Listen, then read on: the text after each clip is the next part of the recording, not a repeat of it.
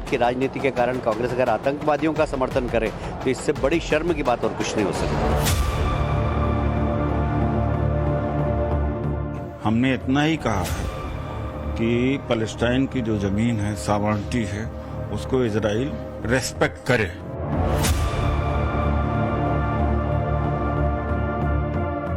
Foreign policy जो विदेश नीति है वो गलत नीति है।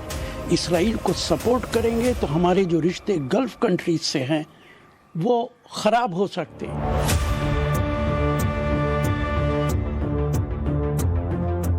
Whether it is in the Middle East, whether it has been in Jammu and Kashmir, wherever you see violence, ultimately the ultimate sufferers are always the innocent people.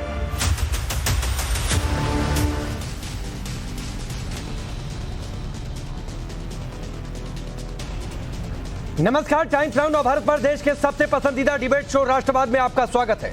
आपके साथ मैं हूं राकेश पांडे। राष्ट्रवाद यानी देश से बढ़कर कुछ नहीं। क्या इजराइल और हमास के बीच जंग में फिलिस्तीन के नाम पर हमास को कवर फायर देने की कोशिश हो रही है? क्या फिलिस्तीन के बहाने कांग्रेस तुष्टीकरण का खेल खेल रही है? क्या हमास के अधर्म में भी कांग्रेस को धर्म दिखता है?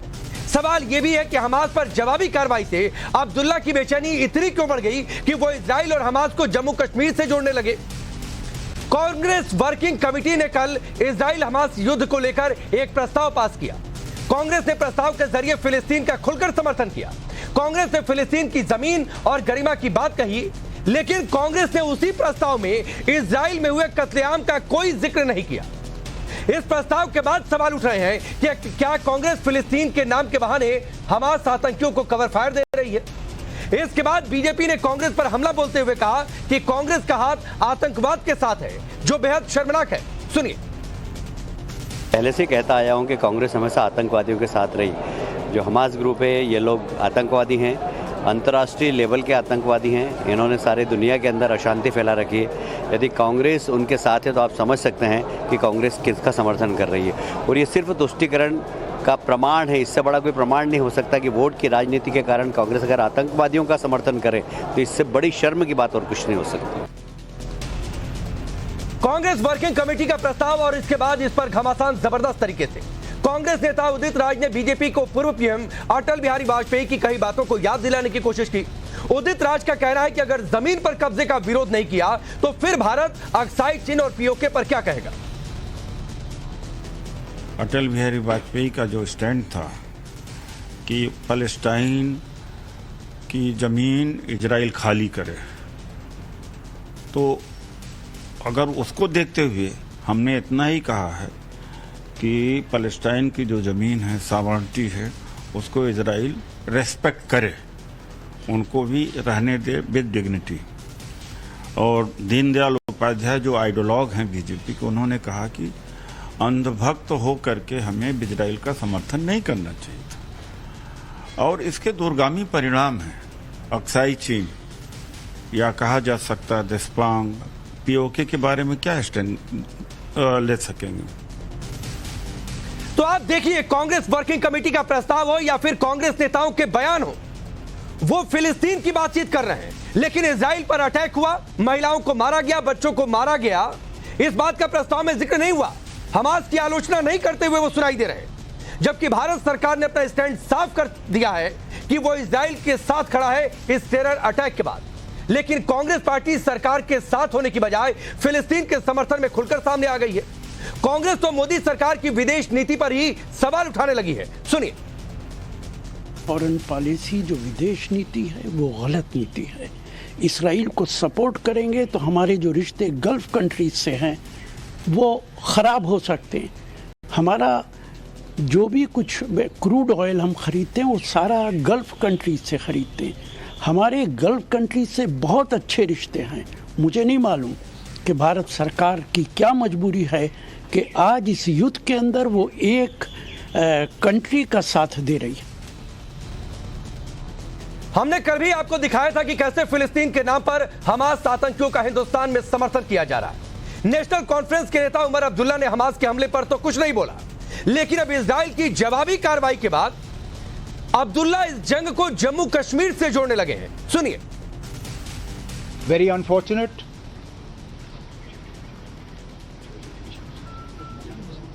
We are seeing deaths on both sides.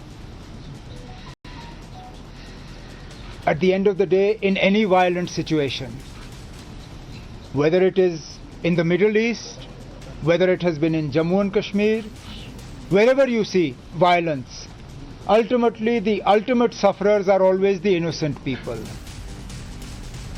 अब सोचिए, हिंसा की बात करते करते उन्हें जम्मू कश्मीर में हिंसा की बात याद आ गई। जम्मू कश्मीर से जोड़ दिया, लेकिन जम्मू कश्मीर में हिंसा कौन फैलाता है? पाकिस्तान, उसके भेजे आतंकी।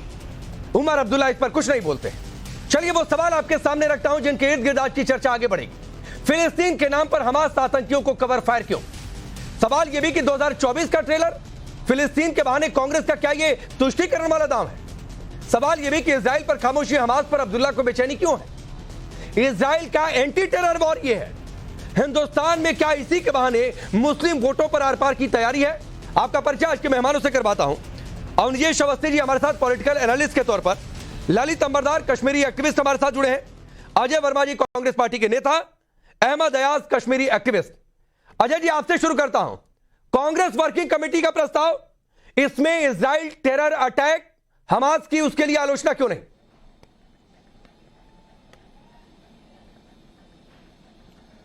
पांडे जी, जो हमारी पार्टी की नीति है वो इंटरनेशनल नीति जब होती है और देश विदेश से आपके संबंध होते हैं, 196 कंट्री से होते हैं, अगर किसी की कब्जे की जमीन के बारे में कोई चर्चा कर दी जाए तो उस पर देश के वो जो देशलाई गैंग के लोग और वो लोग हैं जिनका उद्देश्य ये है कि किसी भी तरह से किसी भी मुद्दे को चुनावों से जोड़ के इसे राजनीति रंग दिया जाए और भारत में चुनाव जीतने की प्रक्रिया को आगे बढ़ाया जाए।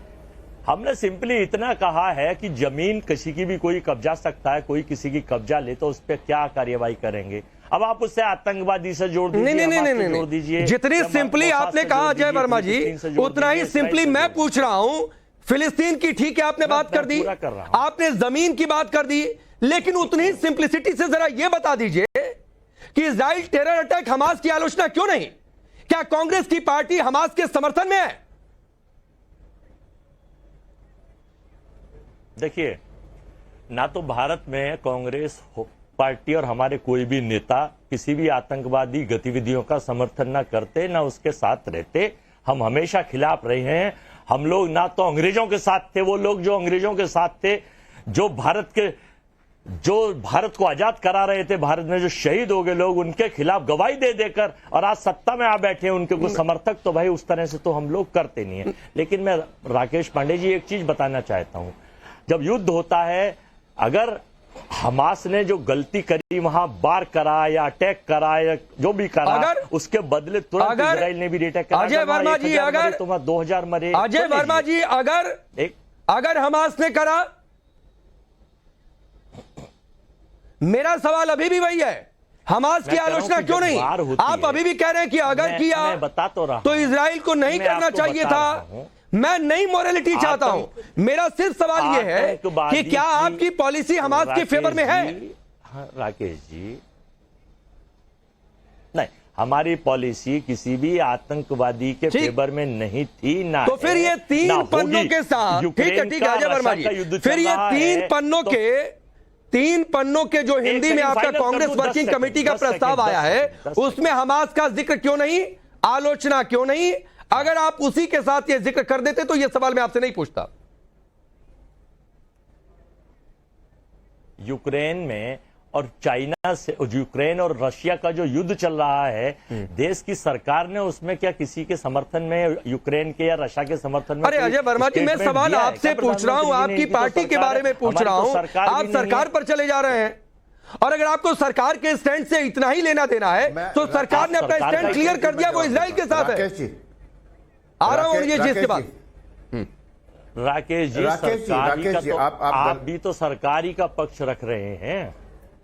मैं फाइनल कर दूं, ये अजय वर्मा नहीं है, ये प्रोपोगेंडिस्ट बैठे हैं, जरा समझ लीजिए कि मैं ये कहना चाहता हूं कि देखिए, आतंकवादियों की ना कांग्रेस समर्थन करती, ना हमेशा आतंकवादियों के खिलाफ है।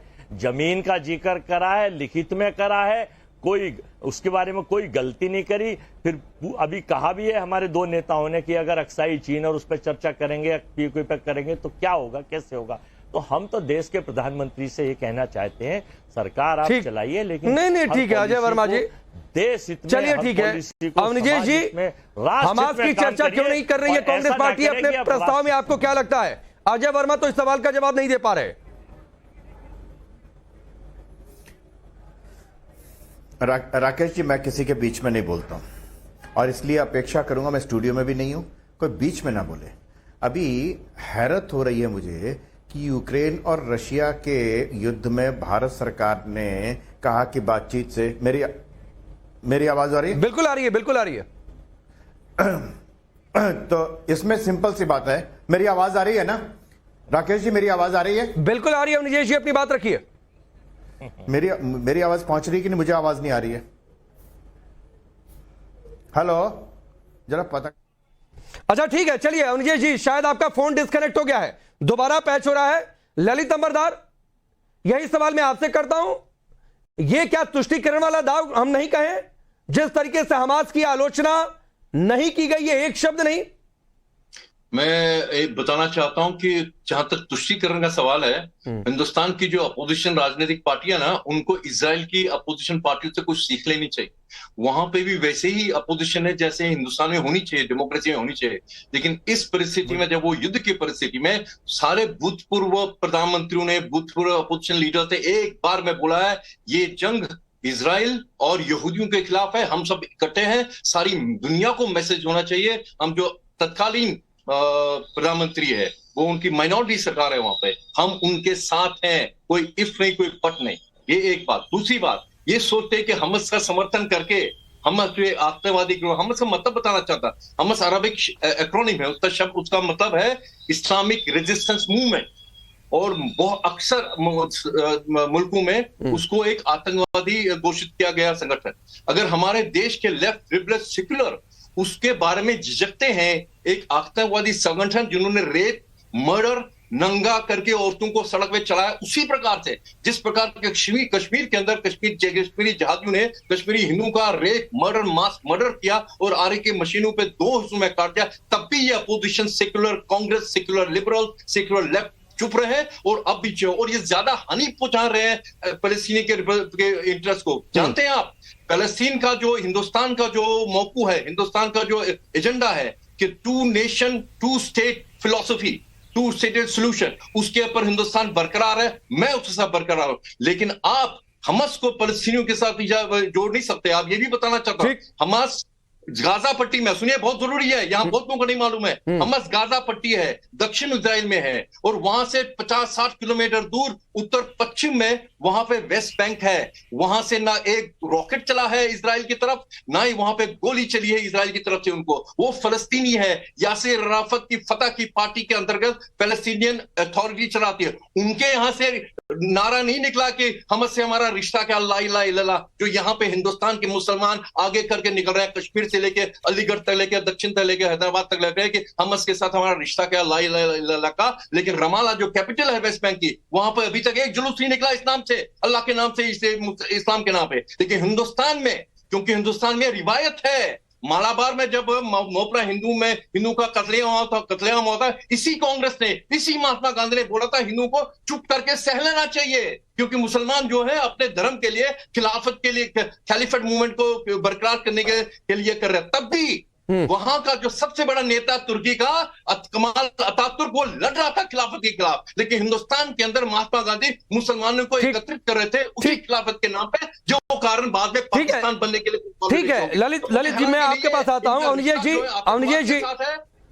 जी, जो बात है ललित अंबरदार ने कही, मेरी आवाज आ गई है? बिल्कुल आ रही है आवाज। एक चीज खत्म, 5 सेकंड। अच्छा जल्दी पूरा करिए। आपको याद है कश्मीर के अंदर हिंदू का नशा हुआ, कोई बोला नहीं। हैदराबाद को रजाकार, उसने आपको क्या बोला था, 15 मिनट पुलिस हटा दो, हम क्या करके दिखाएं। ये जो हमास ने इजराइल में किया, ये वो करेंगे आपके साथ, ये याद रखिएगा। जैसे वो मुस्लिम लीग का बच्चा बोल रहा, क्या बोला था, आप अपने अंतिम संस्कार की सामग्री तैयार करके रखो। ये है पीएफआई के जब कंधे के ऊपर मुस्लिम लीग, ये बड़ी बात ललित अंबरदार आप कह रहे हैं। अहमद जी मैं आपके पास आता हूं, लेकिन अवनिजेश जी जो बातें ललित अंबरदार कह रहे हैं, जो यहां पर कई लोग हमास के हमदर्द खुलकर सामने आ गए हैं, खुले तौर पर कह रहे हैं लोग कि हमास के साथ हमदर्दी है।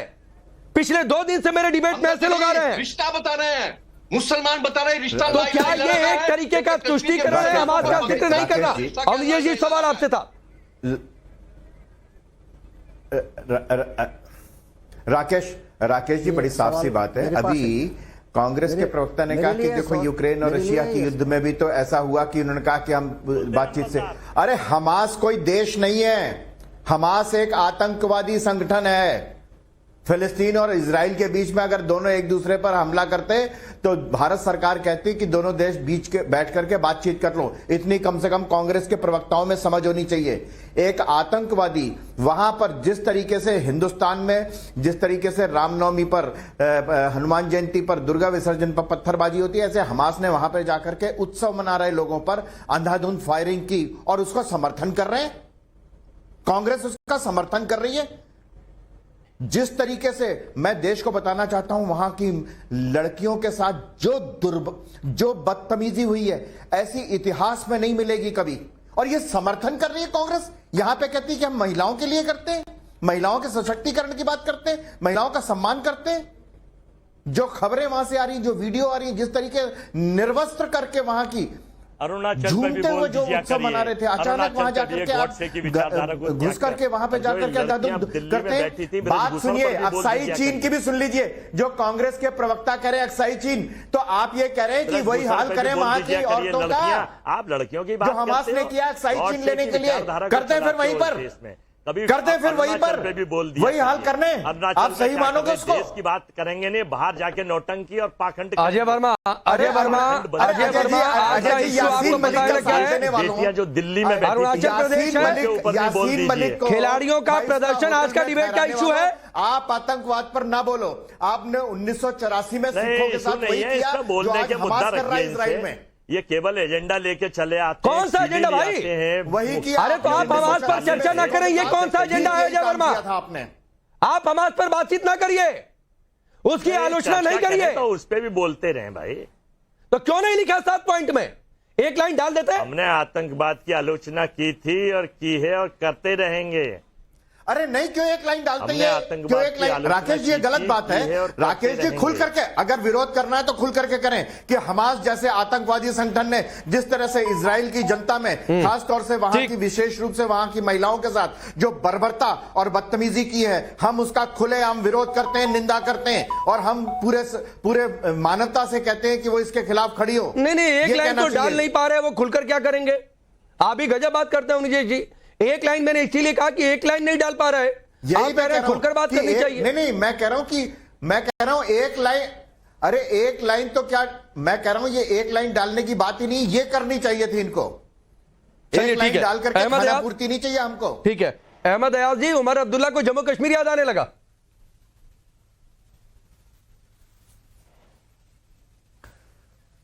देखिए, ये उमर अब्दुल्ला का मसला नहीं है। कोई भी बात कर सकता है। दुनिया में कहीं भी अगर कोई सिचुएशन ऐसी आ जाती है जैसे अभी इसराइल और हमास के दरमियान हुआ, तो कोई भी हक रखता है कि इसका रिएक्शन करे। ये पहले से भी आया है, पहले भी करते थे लोग, अब भी करते हैं।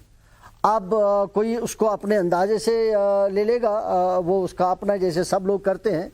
उसको भी मौका मिला होगा अपने हिसाब से, अपने तरीके से, अपने बात करने का, तो उसने भी किया। लेकिन बुनियादी बात जो है, ये डिबेट जो जा रहा है, ये वन साइडेड जा रहा है। बुनियादी बात जो है वो ये है इंसाफ और नाइंसाफ की बात। इसी आपको थोड़ा हिस्ट्री में जाना पड़ेगा, बैकग्राउंड में जाना पड़ेगा कि इसराइल पहले कोई मुल्क तो था ही नहीं।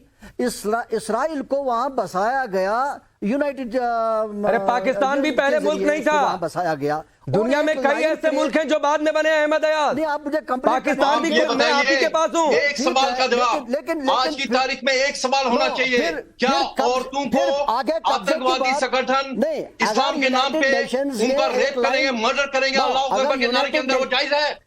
वो जायज है क्या? नहीं, अगर यूनाइटेड, सुनिए, अगर मुझे बताइए, जिस तरह से ऑडियो वीडियो क्लिप कोई एक्टिविस्ट ने नहीं किया, वो हमास ने खुद वीडियो बनाए हैं, खुद दिखा रहे हैं, क्योंकि वो सोच रहे हैं उनके साथ है, वो जहाज कर रहे हैं।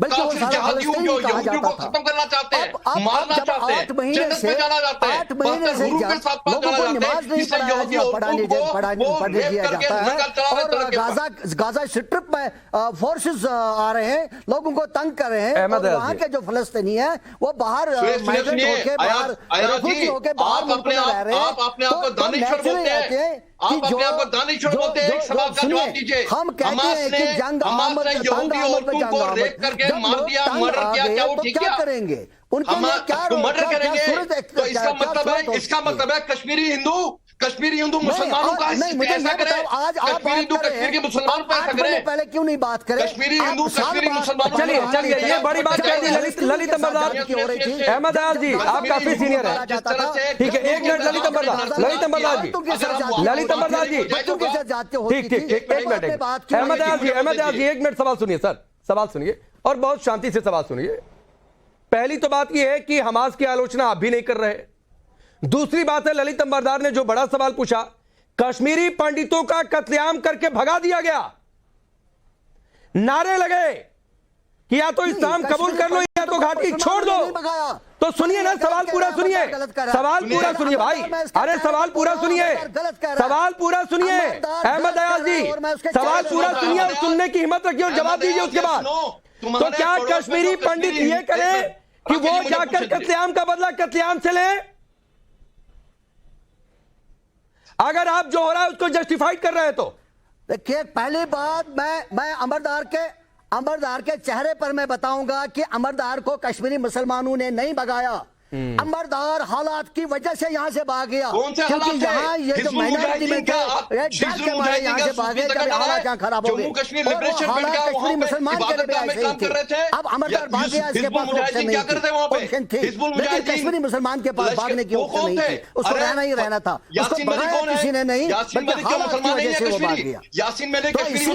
इसलिए जब हम फलस्तीन की बात करें तो जब फलस्तीन पर जुल्म ज्यादती हो रही थी तब कोई बात नहीं किया। जब यूनाइटेड नेशंस ने एक लाइन खड़ा करी तो उसको रेस्पेक्ट क्यों नहीं किया? आज क्या किया जा रहा है? वहां बैतुल मुक़द्दस जो मस्जिद अक्सा कहा जाता है, बहुत बड़ी मुसलमानों की बहुत बड़ी मुक़द्दस जगह है, वहां नमाज नहीं पढ़ने दिया जाता है, तो लोग तंग नहीं आएंगे तो क्या करेंगे? क्या कश्मीरी हिंदू के साथ जमीन खा गई, आसमान निकल गया उनको? आपके पड़ोस में कश्मीरी हिंदू थे, क्या क्या आपने उनके साथ? और तुम बच्चों और मर्दों के साथ क्या? कहां गए आपके मोहल्ले के कश्मीरी हिंदू? क्या किया आपने इनके साथ? नहीं, कहां गए कश्मीरी हिंदू? कश्मीर के कश्मीरी मुसलमान ने आपके हमसाया ने आपके साथ नहीं किया। यासीन मलिक कौन है? यासीन मलिक कश्मीरी मुसलमान नहीं है, ये कह रहा है कश्मीरी मुसलमान है यासीन मलिक। ठीक, मैं आगे बढ़ता हूं, नहीं जवाब है ललित अंबरदार जी, इनके पास जवाब नहीं है, इनके पास जवाब नहीं है। और ये बहुत वैलिड क्वेश्चन ललित अंबरदार का कि जिस तरीके से कश्मीरी पंडितों को भगा दिया गया और ये पिछले बैकग्राउंड में जाकर इंसाफ की बात कर रहे हैं, इजराइल फिलिस्तीन के बीच जो विवाद हो तो ठीक है, हमास पर बोलने की हिम्मत नहीं, फिर तो ललित अंबरदार का क्वेश्चन जस्टिफाइड है कि कश्मीरी पंडितों को क्या करना चाहिए? अवनीश जी, राकेश जी बड़ी साफ सी बात है। अहमद फैयाज और अजय वर्मा जो कह रहे हैं, जिस तरीके से झूठे मक्कार है, हमास को जायज ठहरा रहे हैं, झूठे मक्कार वो है अहमद अयाज जिन्होंने कश्मीरी पंडितों को भगा दिया। कश्मीरी पंडितों को वहां जाकर के वही हाल करना चाहिए जो हमास ने इजराइल कर दिया, वही हाल करना चाहिए। ठीक है, नहीं अभी अवनीश जी की आवाज, सभी लोग शांत रहेंगे प्लीज सर, प्लीज सबकी आवाज डाउन है, सिर्फ अवनीश जी। मेरी आवाज आ रही है कि नहीं राकेश? बिल्कुल आ रही है राकेश, अगर सब लोग बोलेंगे ना तो मेरी आवाज नहीं, सिर्फ आपकी आवाज आ रही है। राकेश बड़ी साफ सी बात है, राकेश बड़ी साफ सी बात है। आज अहमद फैयाज, उमर अब्दुल्ला हो, अहमद फैयाज हो, अजय वर्मा जैसे लोग हों, इनका मतलब यह है, अक्साई चीन की बात कर रहे हैं, तो इसका मतलब ये कह रहे हैं कि यहां के लोग जाकर के वहां के लोगों पर ठीक वैसा ही बर्ताव करें जैसा कि हमास ने इजराइल में किया अपनी जमीन लेने के लिए। ठीक, मारें, पीटे, नंगा करें सब कुछ वहां जाकर के। ये जायज ठहरा रहे इसको, ये जायज ठहरा रहे इसको। ठीक है, वक्त इतना ही है, चुनावी मौसम है अवनीश जी हिंदुस्तान में, और इसीलिए कई लोग ये कह रहे हैं कि ये तुष्टीकरण वाला दांव है, इसीलिए हमास की खुलकर आलोचना नहीं हो रही है और सोचना चाहिए इस पर। आप सबका बहुत बहुत शुक्रिया हमसे जुड़ने के लिए।